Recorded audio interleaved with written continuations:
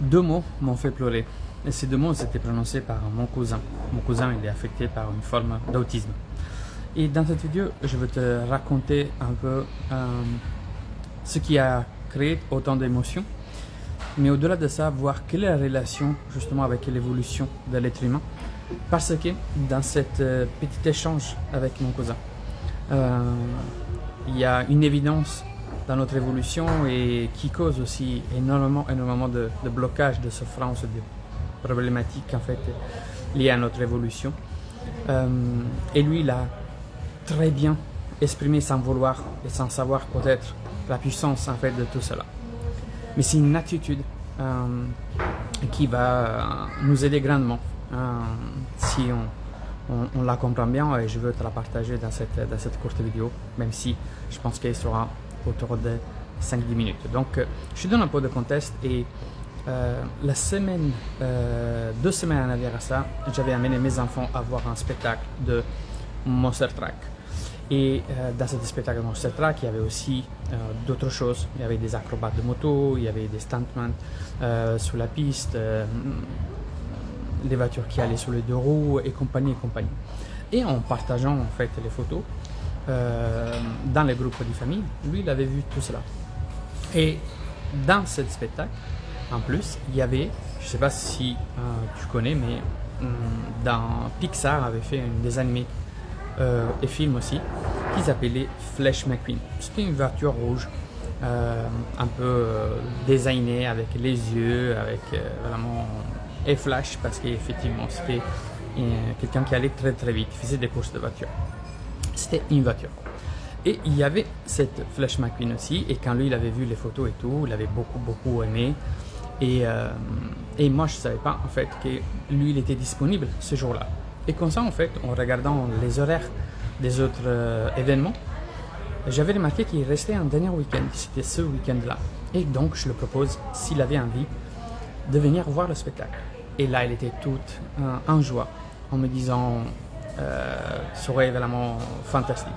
En sachant que, je ne sais pas si vous avez eu des relations déjà avec des enfants ou des personnes affectées par cette forme de développement, il va falloir en fait pouvoir réutiliser une forme de langage, une forme d'attention, une forme de temporalité même différente, un peu plus attentive, un peu plus, il faut laisser un peu plus d'espace.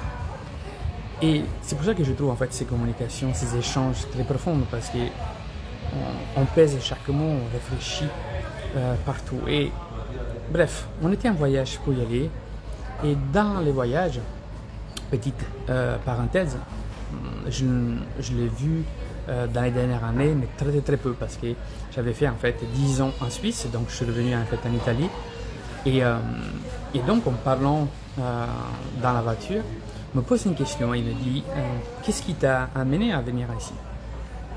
Et pour simplifier l'information pour lui, je l'avais dit qu'effectivement ça me manquait les gens que j'aimais, ça me manquait la mer, ça me manquait le climat, et mais surtout en fait effectivement les gens que j'aime. Et je l'ai dit parce que tu fais partie aussi de ces gens-là, parce que je t'aime beaucoup. Et là, et il me fait, et moi aussi. Et c'est pas ça qui m'a fait pleurer. Ce qui m'a fait pleurer, c'est que suite à ça, pour en fait descendre un peu les émotions, j'ai dit ah, mais alors, je t'ai manqué aussi. Et lui, il me fait bien entendu, 10 ans, ça fait beaucoup de temps. Et après, Ventimille, il ne peut pas vivre sans toi. Donc Ventimille, c'est la ville dans laquelle je suis aujourd'hui.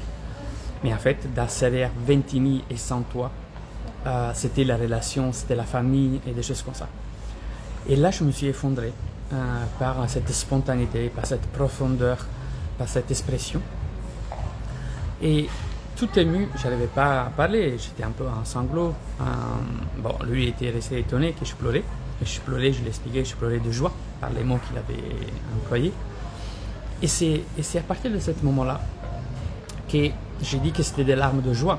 Et donc, en surfant la vague de mon émotion de joie, je lui demande à lui s'il était heureux d'aller, en fait, de passer ces journées ensemble Et il allait en fait voir ce spectacle. Et qu'est-ce qui s'est passé selon vous? Sa réponse, elle était oui ou non. Et sa réponse, il a dit, je ne sais pas.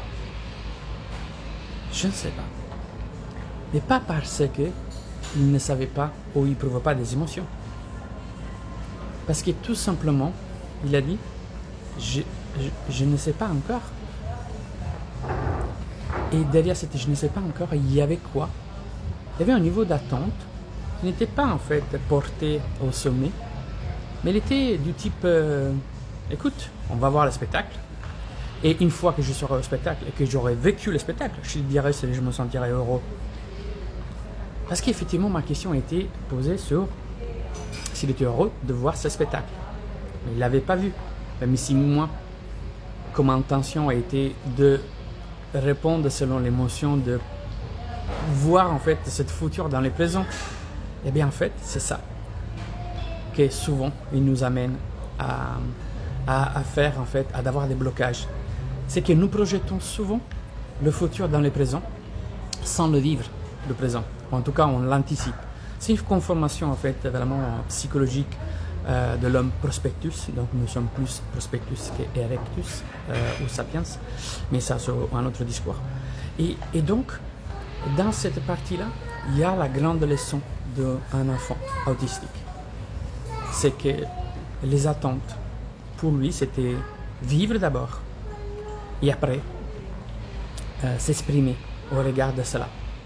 Et donc, souvent, ce qui nous font défaut dans notre vie, c'est nous avons ou des attentes trop hautes par rapport en fait à notre niveau de soi réel, donc à notre niveau d'être, et nous ne voulons pas accepter ce niveau-là, mais nous vivons dans l'illusion d'un être qui n'est pas encore là, mais qui veut les choses de cet être-là, dans un être qui a son propre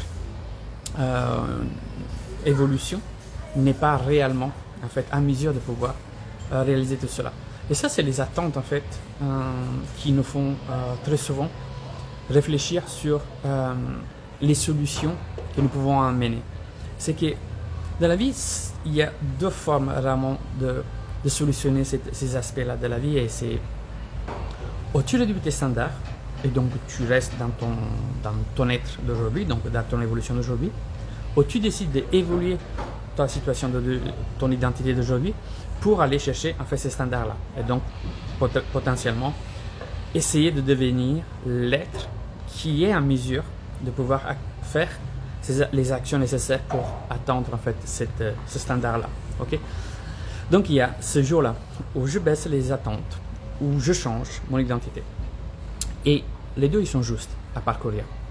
Jusqu'à quand en fait on a les capacités, les envies et peut-être même un mentor qui nous guide là-dessus. Et pour revenir en fait à mon cousin, quand on a fini la journée, je lui ai posé la question. Cette fois-ci, je lui ai demandé, est-ce que maintenant tu es heureux d'avoir vécu cette journée? Et là, il m'a répondu, oui, très heureux. Et ça, j'ai trouvé ça fantastique, comment il vit le présent, dans lequel il ne se projette pas dans les choses. Il analyse ce qu'il vit, et en fonction de ce qu'il vit, s'exprime en toute sincérité. Voilà, ce matin peut-être n'était pas une vidéo technique, mais réflexive, et en tout cas, je t'ai partagé un bout d'expérience. Donc j'espère que cette réflexion te portera à voir différemment d'autres choses dans ta vie ou autour de toi. Allez, je te dis rendez-vous dans la prochaine vidéo. Ciao.